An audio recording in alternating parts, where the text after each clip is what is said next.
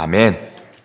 오늘도 이 새벽에 주임 전에 나오신 성도님들에게, 그리고 영상으로 예배에 참여하시는 성도님들에게 하나님의 크신 평안이 늘 가득하시기를 먼저 주님의 이름으로 축원합니다.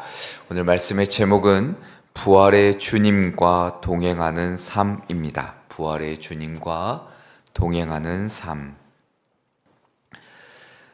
주님과 동행하는 것은 단순한 종교적 행위가 아니라 우리의 삶 전체를 주님께 맡기고 그분과 함께하는 것입니다. 하나님의 임재 안에서 살아가는 것이고, 그분의 뜻을 따라 순종하는 것이고, 삶의 모든 순간 주님을 의지하고 성령의 인도하심을 따라 살아가는 것이 바로 주님과 동행하는 삶입니다. 이러한 전 이해를 가지시고 오늘 본문을 좀 함께 살펴보고자 합니다. 먼저 크게 세 단락으로 좀 나눠보면 36절부터 43절까지는 평강을 선포하시고 부활을 확증하신 예수님에 대한 기록이 담겨져 있고, 44절부터 49절의 말씀을 보면 말씀의 성취 그리고 사명을 부여하시는 예수님이 기록되어 있습니다. 그리고 마지막 단락은 50절부터 53절까지 제자들을 축복하시고 승천하시는 예수님에 대해 기록하고 있습니다. 자, 예수님의 부활이라는 것은 기독교 신앙의 아주 중심이고 초대교회 공동체를 형성하는 핵심적인 사건입니다.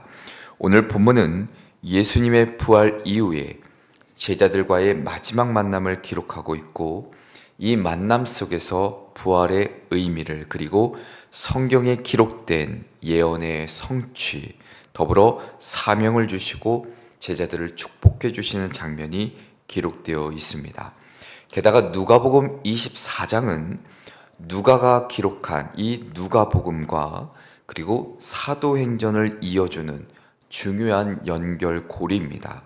본문에 보면 예수님이 제자들에게 구약 성경을 해석해 주시고 성령의 능력을 약속해 주시고 승천하셨는데, 자, 복음서가 누가복음이 단순한 예수님의 그 삶, 그 생애, 그 전기를 넘어 이를 통해 교회의 시작을 알리는 서론 같은 장면이 바로 이 누가복음 24장의 하반부에 기록되어 있습니다.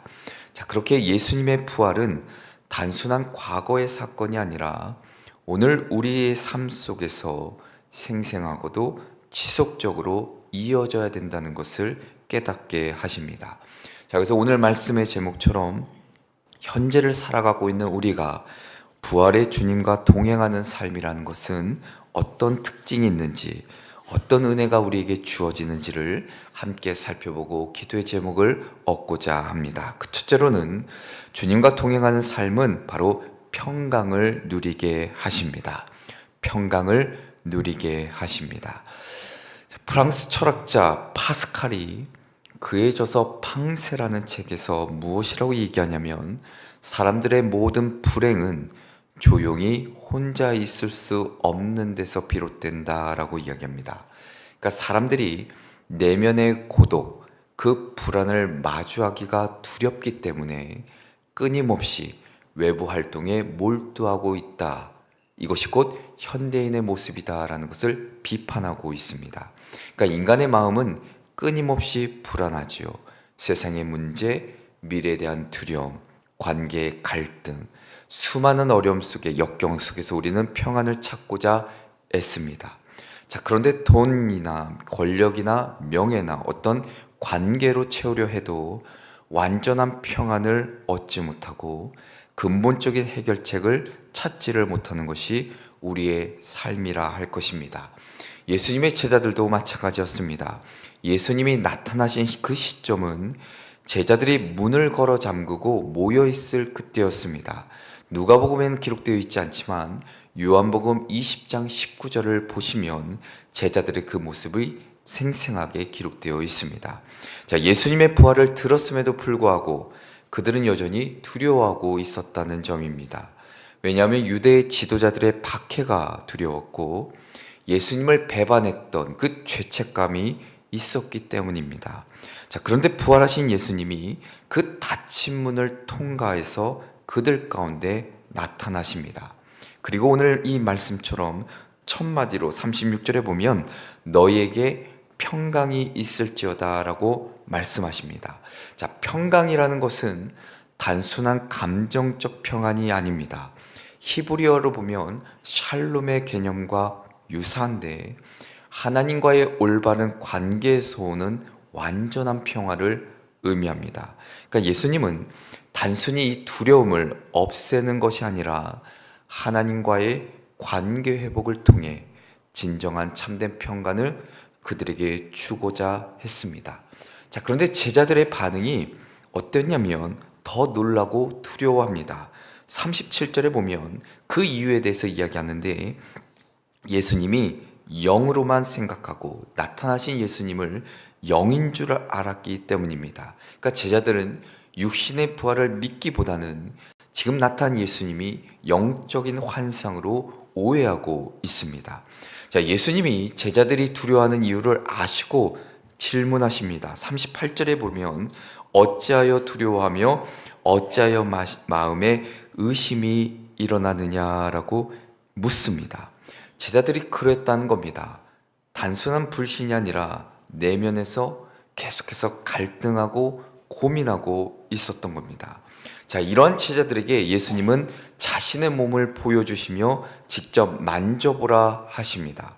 그리고 못 박힌 손과 그 발을 내밀어 보이시며 실제적인 부활의 몸을 확증시켜 주십니다. 자, 그런데 이 제자들의 모습이 어떤가? 41절에 보면 여전히 믿기 조금 어려워 놀라고 있습니다. 성경에는 그들이 너무 기쁨으로 아직도 믿지 못하고 놀랍게 여길 때에라고 기록하고 있습니다. 그러니까 이 표현은 믿고는 싶은데 지금 현실적으로는 대단히 받아들이기 어려운 상황입니다. 자, 그래서 예수님이 음식을 드심으로 자신의 부활을 다시금 증명하십니다. 41절에 묻습니다. 여기 무슨 먹을 것이 있느냐? 이에 구운 생선 한 호막을 드리니 받으사 그 앞에서 잡수시더라 이야기입니다. 자, 제자들의 두려움 속에 친히 오셔서 의심하는 자들에게 부활의 확증을 주시고 그들과 함께 있음을 깨닫게 하시고 진정한 평안을 그들에게 주십니다. 자, 앞서 얘기한 대로 예수님의 평강은 단순한 감정적인 위로가 아닙니다. 상황에 따라 흔들리는 감정적인 안정이 아니라 하나님의 그 통치하심, 그 주권, 그 약속 위에 세워진 확고한 평안입니다. 세상이 주는 평안은 환경에 좌우되지만 예수님께서 주시는 평안이라는 것은 환난과 고난 속에서도 변하지 않는 하나님 나라의 그 질서, 그 샬롬을 의미합니다. 단순히 불안을 달래주는 것이 아니라 죄와 사망을 이기신 육신의 몸을 가지고 부활하신 그 예수님이 보장해 주시는 실체적이고 지속적인 평안을 이들에게 약속해 주셨습니다. 자, 동일하게 우리에게도 이 평안을 주십니다. 그렇게 우리는 세상 가운데 두려움에 사로잡혀 살아갈 이유가 없다는 겁니다. 세상이 줄 수 없는 평안을 분명히 우리에게 약속해 주셨기 때문입니다. 하나님과 동행하는 삶은 바로 그런 평안을 누릴 수 있다는 것을 잊지 마시고 이 평강이 오늘 여러분의 삶 가운데 충만하시기를 주님의 이름으로 축원합니다. 둘째로는 지식이 아닌 깨달음을 주십니다. 지식이 아닌 깨달음을 주십니다. 지식의 습득은 정보를 외우고 이해하는 과정입니다. 그래서 우리가 책을 읽거나 강의를 듣고 사실과 개념을 배우는 것은 어찌 보면 우리의 인지의 영역입니다. 그러니까 예를 들어 성경의 내용을 공부하고 역사적인 배경을 아는 것은 지식 습득의 과정입니다. 자, 그러면 반면에 깨달음이라는 것은 단순한 정보, 그 지식의 축적을 넘어서 삶에 적용되고 변화로 이어지는 것이 깨달음입니다. 깨달음은 성령님의 조명하심 속에서 단순히 이론이 아니라 지식이 아니라 실천으로 이어지는 겁니다. 그것이 곧 깨달음이지요. 성경을 내가 읽으면서 하나님의 뜻을 실제적으로 내가 이해하고 받아들이고 순종하려는 마음의 변화가 일어나는 것이 깨달음입니다. 지식은 머리에 남지만 깨달음은 삶을 변화시키는 데 있습니다.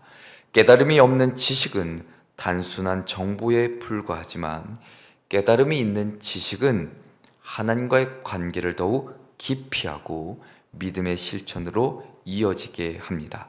자, 기독교 역사에서 위대한 신학자였던 성 아우구스티누스가 젊은 시절에 철학과 수학을 공부하며 진리를 참 많이 추구했습니다. 그러나 정작 하나님을 인격적으로 만나기 전까지는 깨닫지를 못했습니다. 그래서 그가 고백을 어떻게 하냐면 나는 보고도 알지 못했고 듣고도 깨닫지 못했다라고 이야기를 합니다. 자, 우리가 신앙생활을 하면서 성경을 읽고 예배를 드리고 많은 설교를 듣습니다. 제자들도 예수님과 3년 동안 함께 다니며 가르침을 듣고 많은 예배를 드렸겠지요. 그러나 부활 이후까지도 그 의미를 온전히 깨닫지 못했던 그들의 모습을 성경은 기록하고 있습니다. 자, 예수님이 그런 제자들에게 친히 나타나셔서 성경의 의미를 깨닫게 하시는데, 자, 44절에 먼저 제자들에게 이야기합니다. 내가 너희와 함께 있을 때에 너에게 말한 바 곧 모세의 율법과 선지자의 글과 시편의 날을 가리켜 기록된 모든 것이 이루어져야 하리라 한 말이 이것이라. 모세의 율법, 선지자의 글, 시편은 어찌 보면 구약 성경 전체를 가리키는 표현입니다. 예수님은 이 모든 것이 자신을 가리켜 기록되었음을 강조하죠. 자, 그런데 중요한 것은 바로 45절에 있습니다. 45절에 이에 그들의 마음을 열어 성경을 깨닫게 하시고라고 이야기합니다. 그들의 마음을 여셨다. 단순한 이해가 아니라 닫혀 있었던 것이, 알지 못했던 것이 완전히 열리는 상태입니다. 진정한 깨달음을 의미합니다. 자, 우리의 신앙이 어떠한지를 돌이켜 보셔야 합니다. 성경을 단순한 지적 영역, 인지의 영역, 정보로만 읽고 있는지, 아니면 예수 그리스도를 통해 성령님의 그 지혜로 말미암아 깨달아가고 있는지를 돌이켜 보셔야 합니다. 자, 예수님께서 말씀을 깨닫게 하신 후에 제자들에게 성경의 중요한 핵심적인 메시지를 설명하십니다. 46절에 뭐라고 얘기하냐면 또 이르시되 이같이 그리스도가 고난을 받고 제3일에 죽은 자 가운데서 살아날 것과, 예수님은 구약 성경이 이미 메시아의 고난, 부활을 예언하고 있다라고 말씀하십니다. 우리가 잘 아는 이사야 53장에 보더라도 고난받는 종의 모습을 통해 메시아가 죄를 대신 짊어질 것을 예언하셨죠. 자, 그런데 제자들은 이런 성경을 알고 있었음에도 불구하고 예수님의 그 십자가 사건을 제대로 이해하지를 못했던 겁니다. 메시아가 고난받을 것이라는 개념을 깨닫지를 못했던 겁니다. 부활이 단순한 기적이 아니라 구약 성경의 약속의 성취임을 깨닫지를 못했던 겁니다. 그래서 예수님이 제자들의 마음을 열어주셔서 고난과 부활이 하나님의 구원의 계획임을 깨닫게 하십니다. 자, 또한 예수님은 부활의 목적도 깨달아 알게 하십니다. 47절에 보면 또 그의 이름으로 죄사함을 받게 하는 회개가 예루살렘에서 시작하여 모든 족속에게 전파될 것이 기록되었으니 너희는 이 모든 일의 증인이라 라고 48절까지 이야기해주고 있습니다. 자, 말씀을 깨닫게 하신 후 삶에서 어떻게 살아내야 하는지를 알게 하십니다. 예수님은 부활을 목격한 제자들에게 복음 증거의 사명을 주십니다. 하지만 이 사명은 그들 스스로 감당할 수 있는 것이 아니었습니다. 그래서 49절에 예수님이 성령을 약속해주고 계십니다. 볼지어다 내가 내 아버지께서 약속하신 것을 너에게 보내리니 너희는 위로부터 능력이 입혀질 때까지 이 성에 머물라 하시니라.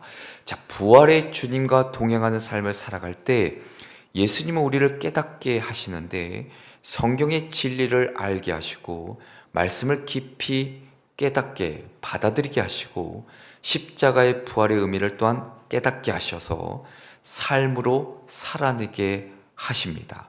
이 깨달음이 있을 때 매일매일 내가 주님의 말씀을 묵상할 때마다 진정으로 내게 주신 말씀이 삶에서 놀라운 능력으로 나타나게 되는 것이고, 결국 그렇게 살아가는 것이 우리가 깨달음을 얻은 자의 모습이라는 것을 오늘 성경은 우리에게 일러주고 있습니다. 오늘 사랑하는 우리 성도님 여러분들도 말씀을 읽으실 때마다 지식의 영역이 아니라 그 삶을 삶으로, 내 삶으로 살아내기로 다짐하고 결단할 때 결국 하나님이 우리와 동행하시는 그 놀라운 은혜를 경험하게 될 줄로 믿습니다. 끝으로는 세상 속으로 우리를 보내십니다. 세상 속으로 우리를 보내십니다. 누군가의 가르침을 받는 것은 중요하지만 배운 것을 실제로 행하는 것은 더더욱 중요합니다. 예수님께서 제자들을 3년 동안 가르치시고 십자가를 지시고 부활하셔서 다시 나타나시죠. 그리고 이제 승천하시면서 제자들에게 마지막 사명을 맡기십니다. 어찌 보면 예수님의 이 승천은 단순한 이별이 아니라 새로운 시작이라 할 수 있습니다. 예수님은 제자들을 세상으로 보내시기 위해 승천하시는데, 그리고 성령을 보내셔서 그들이 주님의 사명을 감당할 수 있도록 하셨습니다.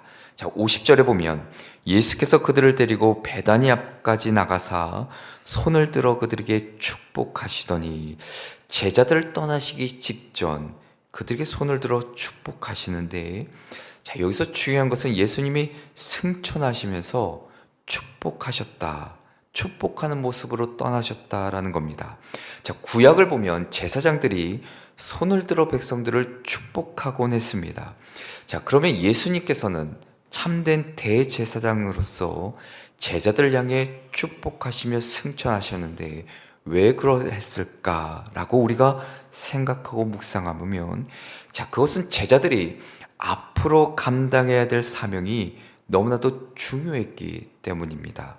복음의 증인이 되어 세상으로 나가는 그들이 하나님의 은혜, 그 능력, 하나님의 그 동행하심, 하나님의 또한 지혜, 그 분별력 안에서 살아가도록 예수님이 친히 축복해 주신 것이죠.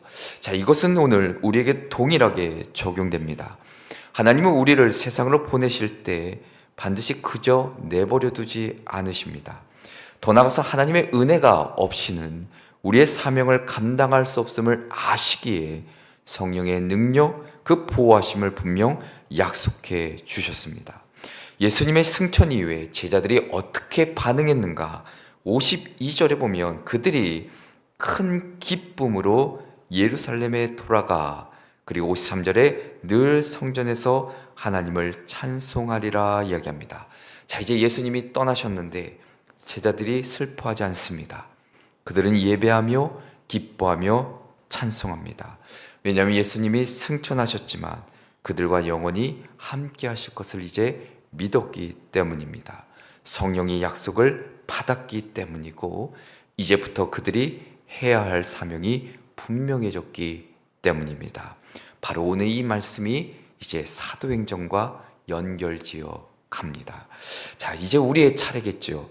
평강을 주시는 하나님을 우리가 신뢰하며 두려움을 이겨내고 깨닫게 하시는 그 하나님을 의지하며 말씀 속에서 주님을 늘 만나고, 그리고 나를 세상에 보내신 그 하나님의 말씀에 순종하며 복음의 증인으로 살아갈 때 예수님의 제자들이 그 복음을 들고 나아갔듯이 오늘 우리도 세상 속에서 보냄을 받은 자들인데, 보냄받은 자에 걸맞게 하나님이 늘 나와 동행하심을 내가 믿고 의지하며 오늘 하루를 살아내시기를 주님의 이름으로 축원합니다.